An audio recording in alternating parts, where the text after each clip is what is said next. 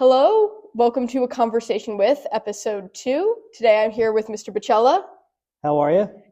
Welcome to the podcast. Excited to have you on. Here on this podcast, we talk to your favorite members of the Mount community, learn a little bit more about them and their knowledge in the community. So to start with, you are a business teacher here at Mount, of course. What is your background in it? How did you get into business? I was a food marketing major at St. Joe's, and before I taught, I was in sales and eventually owned my own business. It was a restaurant, and then I sold that and eventually got into teaching and kind of leaned towards the business classes because that was my background. And I taught at a business school and then eventually got the job here at the Mount teaching business. Can you talk a little bit about your restaurant? I feel like that's an interesting thing non-Mounties might know about you.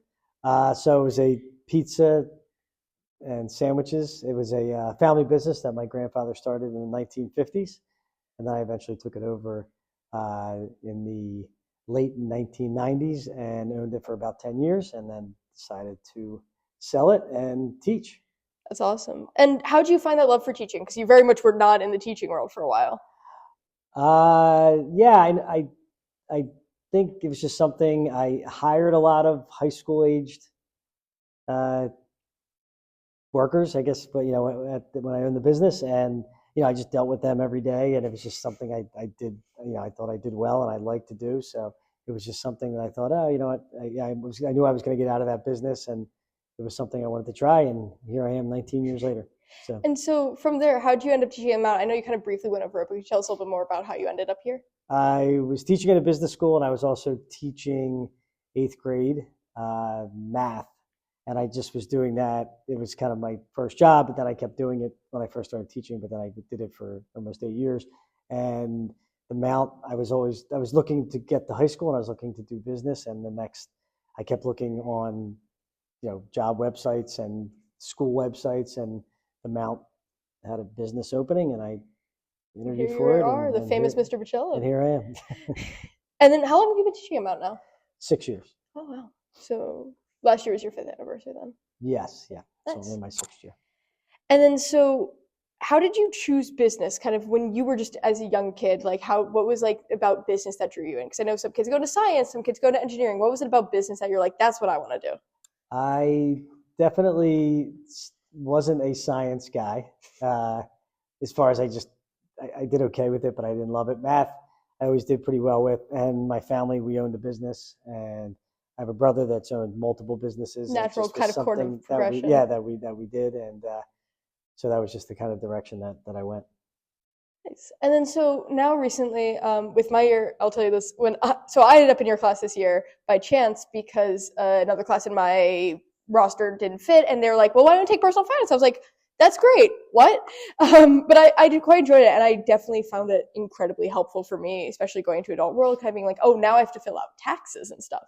And I heard recently that I don't know what year it is, but for incoming years, it's now going to become a required class for graduation to take personal finance. Am I correct with that? Yes. And how did that kind of come to be, and why do you think it's important that it's a required class? Well, the PA Board of Education passed it. I don't know the exact steps of that happen.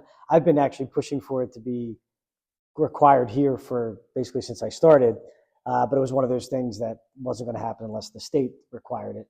And so I've been, I enjoy teaching it. It's definitely an important class. It's the first thing I say when they walk in the room is it's the most important class you're going to take here at the Mount, because pretty much everything we talk about is something you will use later in life. Yeah. So. I definitely felt like there's things I'm like, oh, I knew how to do this, but then there's things I was like, I learned how to fill out 1040 and stuff, and I still have those instructions. I'm like, I'm keeping those away for when I have to fill it out. I remember, I think I was talking to one of my friends the other day. It was like, oh, I have to fill out tax. I'm like, well, I got a form for you to how to do it. So I definitely found that very helpful. So I'm very glad that is, even though like kind of when I got it, I was like, okay, what is this? But I'm really glad that future generations will have to, especially kind of, I cannot imagine walking out into adult life having no clue how to fill out taxes and stuff now. Right. And just all of it. This week we talked about insurance, and they didn't know anything about that, and we broke all that down. And I had no clue what oh, this is bad that I'm forgetting what it's called. The thing that you have to pay a certain amount for before you can the Deductible. Yeah. I had no clue what a deductible So was. we talked about that and the premiums kind of and all that. important. So yeah, all these things that eventually, you'll have to do, or that will be part of your everyday life. So it's definitely good to learn.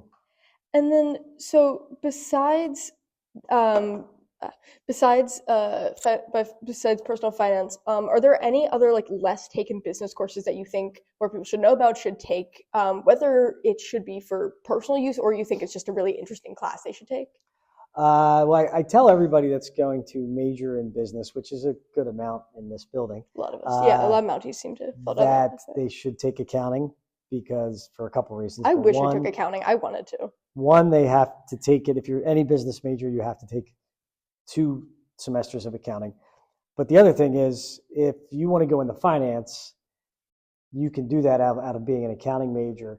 And if you're going to own a business eventually, you need to know you can do all the things with marketing and everything has to do with owning a business. But if you don't know the numbers, and that business is going to fall. The business is going to fail. So you have to know numbers, and so that's why I just think accounting is really important. And we just get a basis here, but it's really important to take. That's probably the one where I'll say definitely. If you're a business major, it's definitely good to take the AP Micro class because you're going to have to take that as well. All the other ones, if you don't take marketing, you can still take it in college and you'd be fine. But they're definitely accounting and personal finance are probably the 2. And then also from like a teaching standpoint of just enjoying teaching, is there like a class that's like, it's maybe not like, whereas like, accounting and personal finance, like those are kind of really important classes for just a general basis to have. Are there any ones that are more niche, but you just think more people should take out of interest? The investment management, which we just started this year. I've heard a lot of things about it. I don't know the specifics. But I think that would be a great one because you just can, it's a good learning experience. We partner with St. Joe's University with that one, so it's a really good class.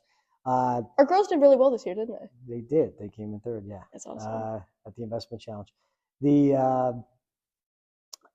Besides that, I probably, just from an interesting, we'd exploring entrepreneurship and marketing. I think they're good classes to take just because you're learning how to market yourself. You're learning how, there's just a lot of things that you don't even pay attention to with all the advertising and all the ways that a product gets from one place to the other. We just buy products, so we don't really know how all that happens. Yeah, it's like the secrets where how sausage gets made, kind of. And we kind of can learn all that, which we go through that whole process of from the beginning when a product is created to when it gets into the customer's hands. That's awesome.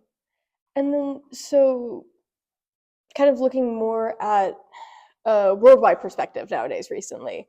There's been a lot of talks with changing the economy, tariffs, kind of what does, because this is your specialty, what is kind of, from a purely economic standpoint, what could tariffs look like for America, good or bad, and kind of what should people know about them? Well, I think they're good in the sense of, we want to make sure our trade is more equal, more fair, and right now it isn't. I guess the biggest thing is just how that gets, what's the process to make that happen and how it affects us. We can't look short term at it. I think we have to look long term because you just don't know. But, it's worth it if, again, it's going to be a thing at the end where it's equal, where it's in business. How do tariffs really kind of like generally work from like the selling point to the buying point of the companies to consumers? Like, kind of, can you walk through that a little bit? Well, the one thing I think that the misconception is that prices are going to go up. So they don't necessarily go up when, these tariffs happen. And so I think it's just going to be a gradual process of, countries are taxing us, we're taxing them, but it's going to be can we find that middle ground? Yeah, it's kind of that like back and tug of war until right you land. Until that works. So. Yeah, that makes sense. And then kind of keeping with like the real world questions, not that Mount is a real word, of course, but you know what I mean, like broader scope. For Mounties, especially like, for example, I'm graduating in a week, or end of classes in a week. A lot of us are about to head out in the world where suddenly we're in charge of our own credit cards and bank accounts, and that's a little scary. What financial advice would you, like, if you had to give them one piece of advice, maybe 2, like what is the utmost things they should really know and be aware of, kind of when they're coming into their own like credit cards and stuff like that? I always have a few like phrases that I try to leave personal finance with, or I leave the students with personal finance that they remember. So I always say, well, if you don't remember anything in this class, try to remember these few things. One of them is to pay yourself first. So make sure you save money. When you figure out what you're making, a percentage of that should always go into savings. Now that could be a savings account, that could be a retirement account, it could be there's a lot of different ways that you can do that, but pay yourself first. The other thing we always talk about is being liquid, which is having cash that you can get to. So if you have a lot of investments, but you can't, go to the bank and withdraw them, but you all of a sudden need $5,000 for something, so people have a lot of money. It's like a market crashes and you have all your money all your money's in investments, but you don't have any money in your savings account, and you need it, or you have an emergency that you need this money for. So I always say try to be liquid. And then the other thing is just don't get into credit card debt, which, I always mention that too. So. I feel like this is just an interesting topic because I just want to expand this. Like, I know on some level, credit card debt is almost debt, depending on how you define it, is important because that's how you build credit score and stuff. What would you say is like a good amount of debt versus too much debt? Does that make sense? Yeah. Well, I mean, it depends on the kind of debt that you're talking about. If you have loans, like having a loan necessarily isn't bad debt, even though it's debt. So you have a car loan or you're buying a house, I wouldn't necessarily call them bad debt, depending on how much you're spending on that. Credit card debt is bad debt. So credit card debt is one of those, if you want to use it because you get points or you get, whatever, but you should only be using it if you know you can pay it at the end of the month.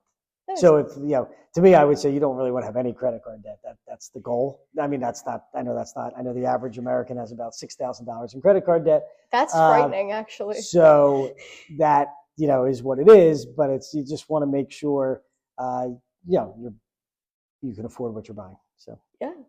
And then my last question, which I did keep a secret from you because I think I always like to get people with this one because I want your pure just first instinct reaction to this, which is if you had to give yourself at Mounty's current age, so 14 to 18 years old, if you had to give yourself advice at that age right now, what would you want young you to know? I think I would. Well, part of it, I mean, are we talking financial? No, this could be anything. It could be anything. If you could do financial, you could do personal. It's whatever you want to do.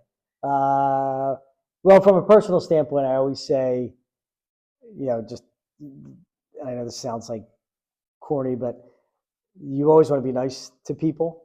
And what I mean by that is, and you never want to burn bridges.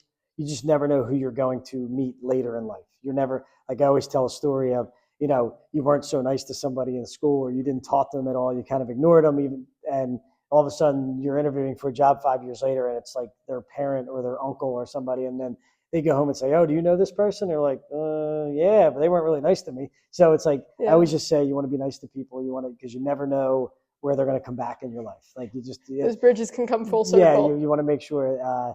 And then from a financial standpoint, some of the things that we talked about is just, you want to make sure that you're saving, and you want to make sure that you are, you want to make some investments. You want to think towards your future, and don't just think everything short term. As far as your money.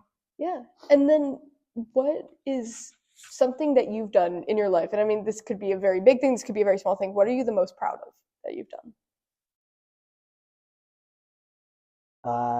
Probably raising my kids would probably be that.